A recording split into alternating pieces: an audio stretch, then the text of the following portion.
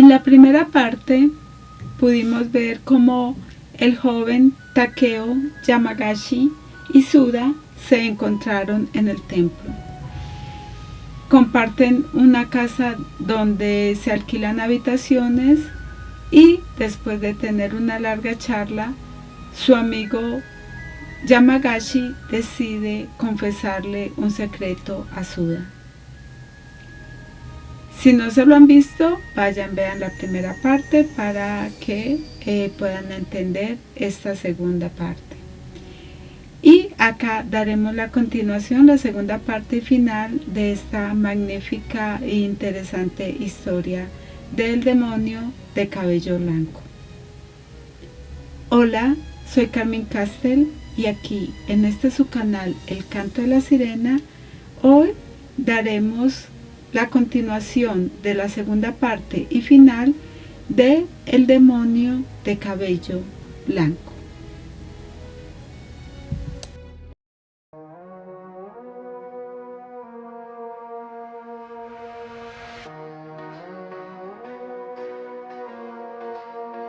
Desde la espuma emerge sin avisar, trae cuentos que queman como el salitre en el mar.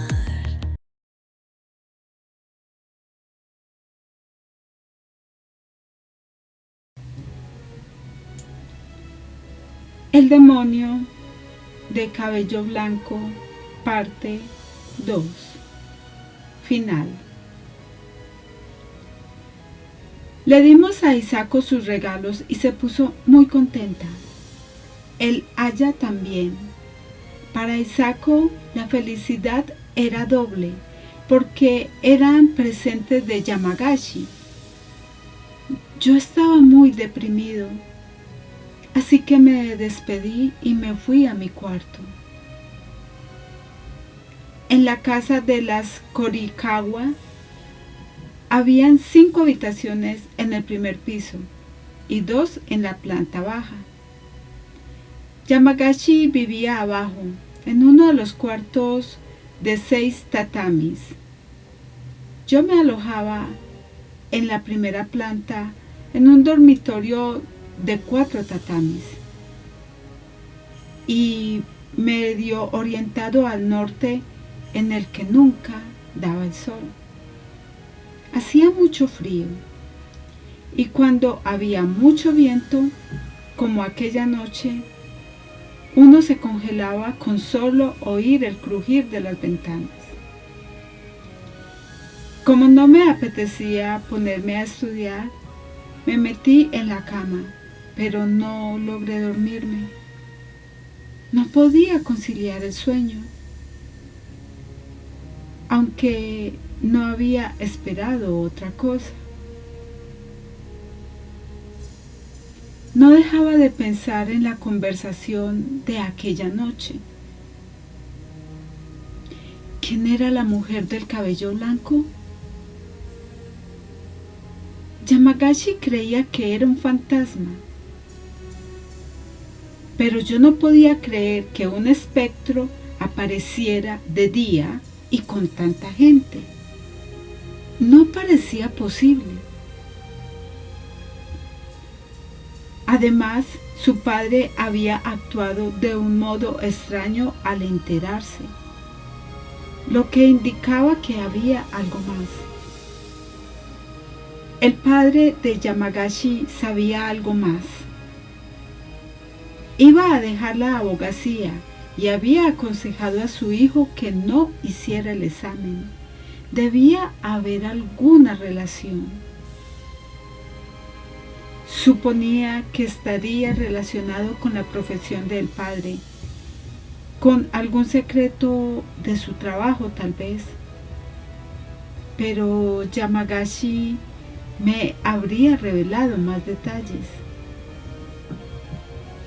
Puede que su padre le hubiera desvelado el secreto en aquella última carta. Era plausible. Suponía que estaría relacionado con la profesión del padre, con algún secreto de su trabajo. Pero Yamagashi me habría revelado más detalles. Puede que su padre le hubiera desvelado el secreto en aquella última carta. Era plausible que aquella fuera la razón por la que había decidido abandonar la ciudad. Mi mente comenzó a imaginar, ya que el padre de Yamagashi era abogado, aquello tendría que estar relacionado con algún litigio. No debió ser un juicio penal, probablemente fuera civil. Fuera la demandante o la demandada. El resultado había sido perjudicial para la mujer, una de cabello blanco. O bien se había suicidado o había muerto en gran agonía. Eso era lo de menos. Lo importante era que antes de morir maldijo al padre de Yamagashi, y el producto de esa animadversión estaba haciendo sufrir a su hijo. Así, planteada, la historia cumplía todos los requisitos de un típico cuento de fantasmas. Pero, ¿sería posible que algo tan asombroso ocurriera en la vida real? Tenía que admitirlo, era imposible. Había olvidado un detalle. Tenía que averiguar si la mujer del cabello blanco aparecía solo durante el examen o si lo hacía en cualquier otro lugar. Por lo que me había contado, no era así, pero tenía que asegurarme bien. Mientras pensaba todo eso, oí el canto de un gallo, el de la tienda de arroz de mi vecindario. A la mañana siguiente, el viento era tan frío que parecía que ya estábamos en invierno. Yo no había conseguido conciliar el sueño, pero a pesar de ello desayuné apresuradamente y me fui a clases. Para entonces, el viento había cesado, el cielo estaba azul y despejado. Temía que algo ocurriera en mi ausencia, era una corazonada. Cuando regresé aquella tarde, no noté ningún cambio. Isako estaba atareada y Yamagashi leía en su cuarto. Gran parte de mi angustia desvaneció. A las 6, cuando Isako me trajo la cena a la habitación, era casi de noche. Ya se sabe que en noviembre es casi de noche a esa hora. Solo iluminaba mi cuarto la farola del exterior. Hoy hace mucho frío, ¿no te parece?, me dijo Isako. Estaba tan pálida como siempre. Su piel era casi transparente. Sí, menudo invierno nos espera. Isako siempre dejaba la bandeja y se iba, pero aquella noche se sentó junto a la puerta. Suda, ayer saliste con Yamagashi, ¿verdad? Sí, claro. Contesté sin dar detalles. Me resultaba un poco incómodo que me preguntara sobre Yamagashi. ¿Te contó algo? Me preguntó como si supiera la verdad. ¿Algo? ¿A qué te refieres? Últimamente recibí muchas noticias de su familia. Este mes han llegado 3 telegramas y varias cartas. ¿En serio? Dije como si no lo supiera. Creo que pasa algo importante.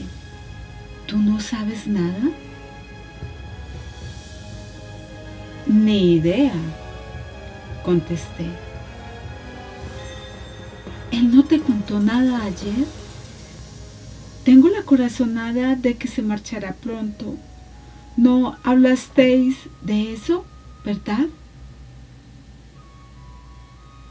Estaba sorprendido, pero había prometido guardar el secreto y no podía contar nada. Como si ella me leyera la mente, Isako insistió. Tú siempre estás con él. Sois muy amigos. ¿Sabes algo, verdad? No me mientas. Dímelo, por favor. En otras circunstancias se lo hubiera contado, pero sabía que eso solo traería más problemas. Además, no sabía hasta qué punto había avanzado la relación entre Isako y Yamagashi, y no quería meter la pata. Tenía que cumplir mi palabra. Resistí el interrogatorio y me hice el tonto. Pero Isako palideció, hizo una mueca y dijo algo inverosímil. Yamagashi es un hombre horrible. Me da miedo. ¿Por qué? La miré. ¿Recuerdas la anguila que me trajo anoche? Entonces Isako me contó lo siguiente. Como era muy tarde, había dejado la anguila en una de las alacenas de la cocina para comérsela hoy. En el vecindario había un gato negro que por la mañana aprovechó un descuido de la sirvienta para comerse una de las brochetas de anguila. Pensaron que se la habría llevado al patio trasero para comérsela, pero cuando fueron a buscarlo, lo encontraron vomitando. El gato estaba envenenado y había muerto. Al escuchar su relato, sentí que no podía seguir eludiendo aquella conversación. ¿Estás segura de que el gato se envenenó con el anguila? Le pregunté, negando con la cabeza. ¿Y el resto de las brochetas? Estaba asustada, así que se lo conté a mi madre y decidimos tirarlas. Además, rompimos el rastrillo y tiramos el amuleto. Pero nosotros comimos anguila y míranos, estamos bien. Por eso digo que es un hombre horrible, exclamó con la mirada brillante. Me dijo que era un regalo, pero su intención era envenenarme. Si no fuera así, ¿cómo es posible que vuestras anguilas no tuvieran nada y las nuestras estuviesen envenenadas? ¿No te parece raro? Estoy de acuerdo. Es muy raro, pero eso no es totalmente correcto. Las anguilas no las compramos para regalártelas, sino para comerlas nosotros. Como sobraron, las pedimos para llevar. Yo estuve todo el tiempo con Yamagashi y no vi que les pusiera nada. Te doy mi palabra. O la anguila se podriría en la noche, o el gato se envenenó con otra cosa. Esta es la explicación más convincente. Ni Yamagashi ni yo tenemos nada que ver en esto. A pesar de mi aclaradora defensa, no conseguí convencer a Isako. Además, había empezado a mirarme mal y eso me hizo enfadar. ¿A qué vienen todas estas sospechas? Solo ha muerto un gato. ¿Hay alguna otra razón?, le pregunté. Hay otras razones sin duda. ¿Cuáles?, indagué. No te las voy a decir, me contestó Isako. Era evidente que no pensaba responder a ninguna pregunta. Estaba enfadado, pero no era prudente discutir con Isako en aquel estado de histeria. Habría sido una pérdida de tiempo, así que decidí callarme. En ese momento escuchamos la voz de su madre e Isako se retiró en silencio. Mientras comía, no dejé de dar vueltas a lo ocurrido. A diferencia del asunto del fantasma, lo del veneno parecía ser cierto. Tanto Isako como el Aya creían que Yamagashi había intentado envenenarlas, así que por su bien era mi deber resolver este embrollo. Mi duda era, ¿sabrá él todo el alboroto que se ha armado? Tenía que enterarme de eso primero, así que cené y bajé de inmediato. Me dirigí al cuarto de Yamagashi para preguntarle, pero no lo encontré. Después de la cena había salido a pasear. Mi cabeza era un caos. No tenía ganas de subir a mi habitación, así que me marché de la casa. Al salir, el Aya me vio y me llamó. ¡Suda! ¡Suda! Me detuve junto al buzón al escuchar mi nombre. El Aya se acercó corriendo. Tras asegurarse de que nadie nos oía, me preguntó en voz baja. ¿Isako te ha dicho algo? No sabía qué responder, así que no dije nada. ¿No te ha contado nada sobre la anguila de anoche? Sí, lo ha hecho, contesté con decisión. Algo de un gato negro que murió tras comerse una anguila. El gato se ha muerto. Eso es verdad, pero estoy muy preocupada por Isako. Sus sospechas no tienen fundamento. Yamagashi jamás haría algo que la dañara. Estaba tan alterado que el Aya se quedó anonadada, pero volvió a mirar sobre su hombro y susurró. No sé si lo sabes, pero últimamente no dejamos de recibir telegramas y cartas para Yamagashi. Esto está afectando mucho a mi hija. Teme que se vaya a regresar a su pueblo. Aunque eso fuera cierto, ¿qué le importa a ella? ¿Es que Yamagashi tiene algún compromiso real con Isako? Le pregunté ya sin ningún respeto a Aya. El Aya parecía molesta. No respondió y se quedó un momento callada. Eso me confirmó que las sospechas del resto de huéspedes eran ciertas. Había algo entre Yamagashi e Isako. Además, era obvio que el Aya había dado su consentimiento. Ya sabes cómo es Yamagashi. Aunque regrese a su casa, no creo que lo haga sin avisar. Todo tiene fácil arreglo. No es necesario preocuparse tanto.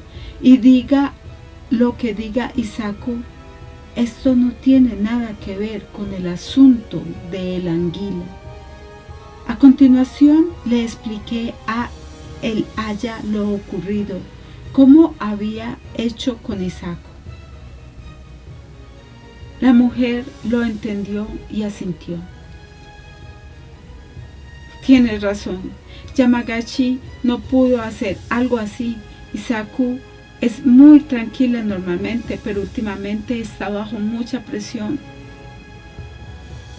¿No estará sufriendo un ataque de histeria?, le pregunté.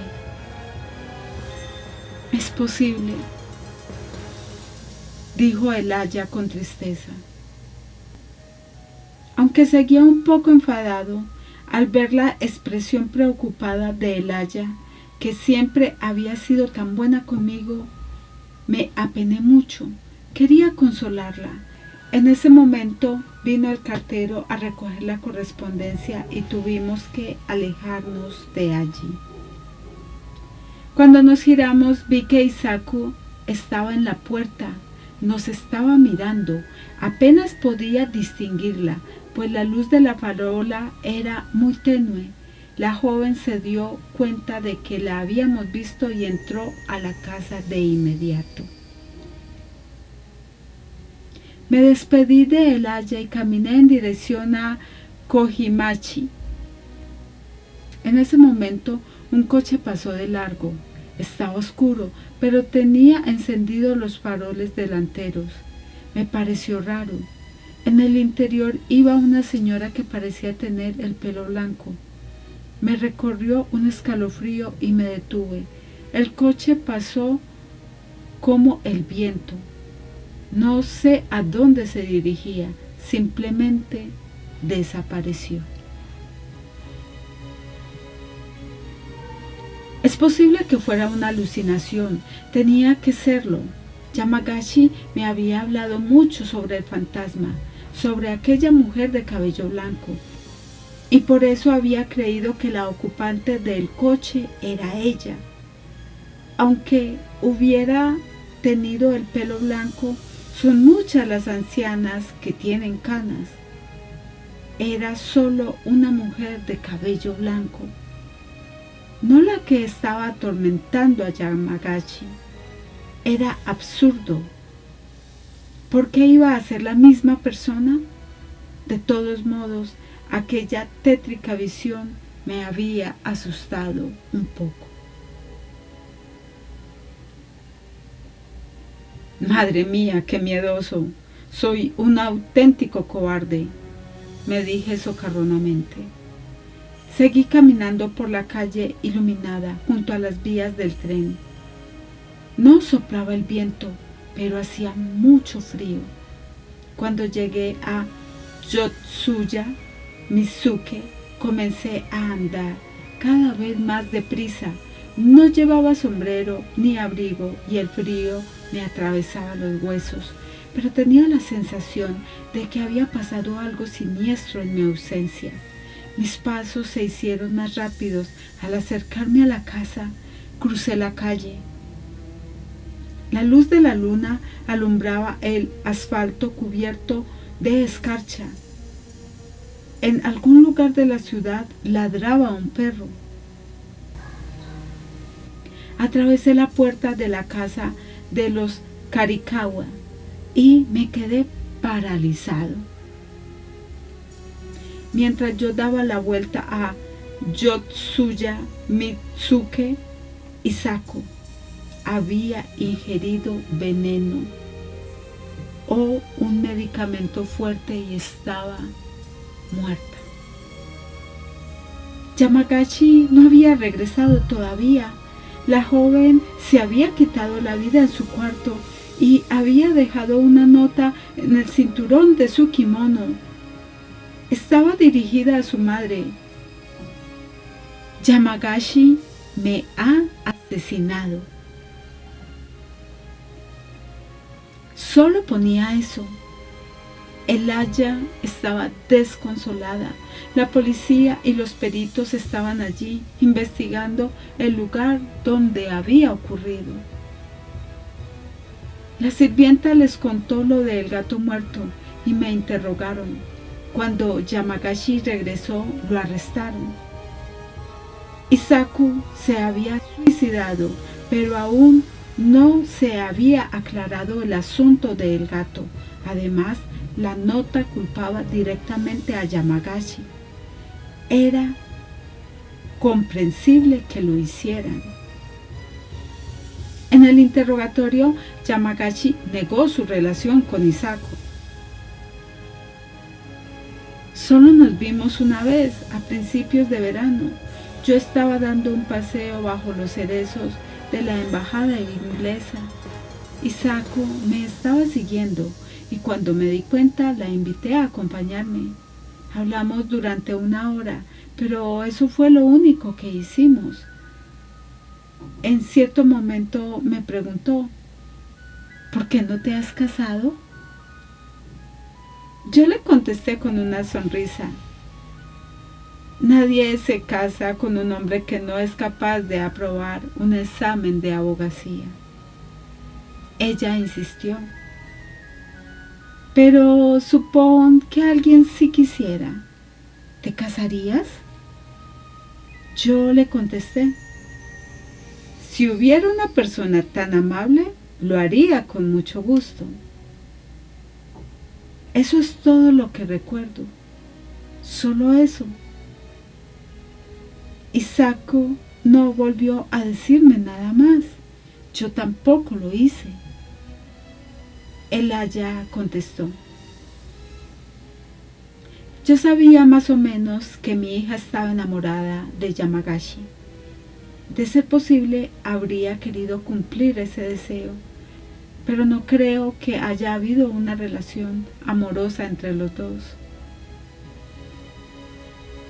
Tras analizar sus declaraciones, la policía llegó a una conclusión. Hisako se había deprimido al descubrir que Yamagashi iba a marcharse y fue el desamor la que la llevó a suicidarse. No había otra explicación. Ella misma mató al gato. Quería probar el efecto del veneno y lo puso adrede en la anguila. Le hicieron una autopsia al gato y descubrieron que se trataba del mismo veneno que había usado para suicidarse. Lo que no quedó claro fue por qué dejó al gato muerto como prueba y por qué acusó a Yamagashi de querer envenenarla. Puede que fuera una reacción a su ataque de histeria, producto del desamor. No había que tenerlo en consideración. Así, Yamagashi fue puesto en libertad. No hubo demasiado escándalo y todo se solucionó de manera normal. Pero había un detalle que seguía siendo un misterio. El cabello del cuerpo de Hisako se había vuelto blanco de manera natural. Cuando la metieron en el féretro, tenía el cabello cano como el de una anciana. Dicen que fue debido al veneno que ingirió. En el velatorio su madre contó lo siguiente. Esa noche, cuando me despedí de Suda y regresé a la casa, no encontré a Hisako. No sabía dónde se había metido. Me senté junto a la estufa y escuché que un coche se detenía ante la casa. Pensé que alguien había venido. Salí a ver quién era, pero no había rastro de ningún coche. Me pareció raro, así que eché un vistazo en los alrededores y fue entonces cuando la sirvienta empezó a gritar. ¡Qué desgracia! ¡Qué desgracia! Regresé a la casa asustada. Hisako estaba muerta en la habitación de Yamagashi. Todos estábamos escuchando en silencio, Yamagashi incluido. Yo era el único que no podía callarme, o eso creía. Estuve a punto de decir, ese coche, pero me contuve. No me pareció buena idea decirlo delante de el aya, que no sabía nada. Al día siguiente, cuando terminó el funeral, Yamagashi tomó el tren nocturno. Regresaba a su tierra.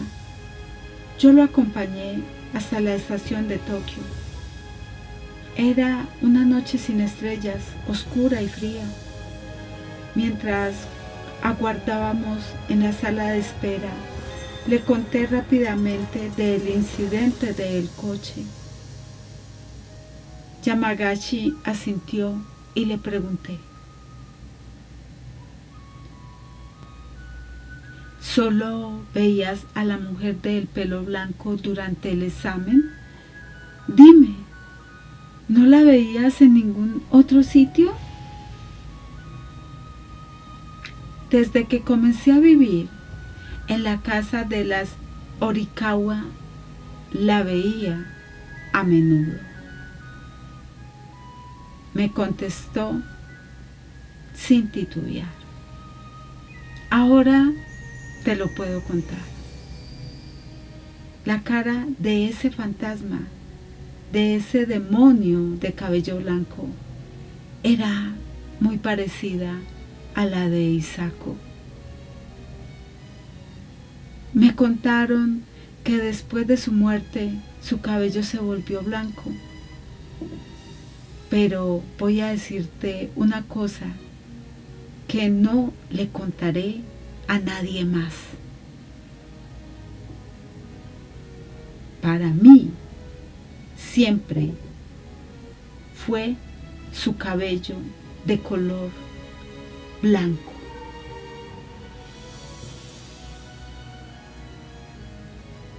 Me quedé paralizado y un escalofrío atravesó mi espalda.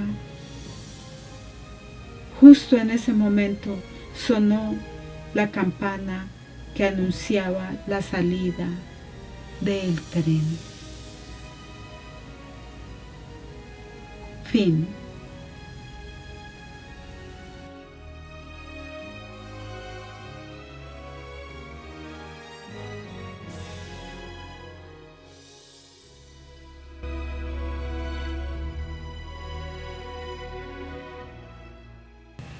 Espero que hayan disfrutado de este relato. La magia que tiene Japón para estas historias es magnífica y realmente imaginarte en tu cabeza todo este acontecimiento que se dio y el por qué este chico estaba siendo atormentado, en cierta manera tenía una explicación. Tal vez sí, tal vez no. Nos quedó faltando una parte de la historia que me hubiera encantado haber conocido y es el por qué el padre de Yamagashi estaba tan inquieto al su hijo contarle. Desafortunadamente no pudimos avanzar más en él y es como si hubiera quedado con una continuación. Desafortunadamente indagaré más si esto tiene otra parte, pero aparentemente aquí termina. No quedó claro si la chica era un ente o simplemente fue alguien que se quitó la vida por desamor, pero estaba atormentando a Yamagashi. Me pareció espectacular dentro de lo que cabe. Me encantaría saber más de esta historia, pero acá tiene este fin. Espero que la hayan disfrutado escuchando. A mí me encantó leerla y compartirla con ustedes. Soy Carmen Castel y espero que nos veamos en un nuevo video o nos escuchemos. Recuerden dejar su comentario, su like, suscribirse y darle apoyo al canal. Hasta pronto.